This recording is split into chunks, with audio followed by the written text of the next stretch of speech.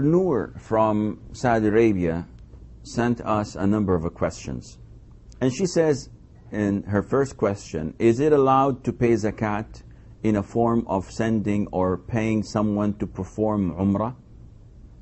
And before answering this question, first of all, if you refer to verse 60 in chapter 9, Surah At-Tawbah, Allah Azza wa Jal has listed the categories of the recipients of zakat, 8 of them. And the first two, al-fuqara wal-masakin. So the first two of them are those who are poor and those who are needy. And a lot of the Muslims ask, can I give my zakat to so-and-so person? Can I give my zakat to my relatives? Are they legible for zakat or not? And they have lots of questions that if you understand who to give it to, that would be easy for you to figure out in the future whether to do it or not. Al-faqir and al-miskin, the poor and the needy. If each one of them is used separately, this means that they share the same meaning. But once they're combined, each one has a different meaning. So faqir means someone who is really poor. He does not have what he needs, barely food to eat. So he is rock bottom. While al-miskin is someone who is better and a little bit well off than the poor.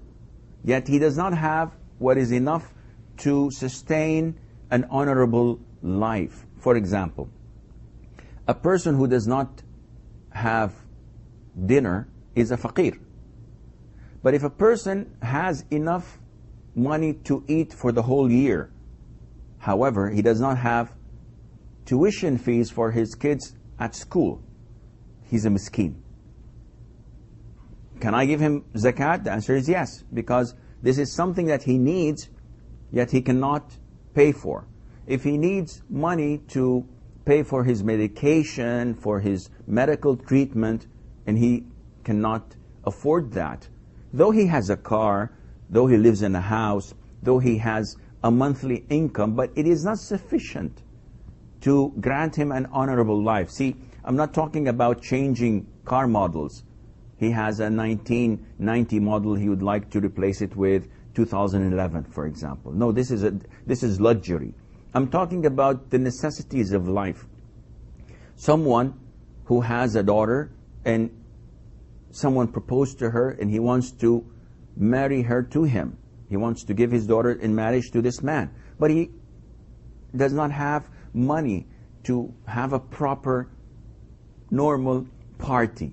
He does not have enough money to buy a wedding dress or to do what's necessary for a girl to get married. Then I can give him from zakat money, and so forth. Now, I'm talking about necessities, things that are necessary in life. If a man wants to change the furniture because the color is fading, this is not a necessity. Now, in the question of Sister Noor, she's asking about giving zakat money to someone who wants to go for Umrah. Is going for Umrah a necessity? Well, to some would say, yes, it is. Going for Hajj is a necessity. The answer is, well, what are the conditions that Allah Azza wa Jal has put for going to Hajj or going for Umrah?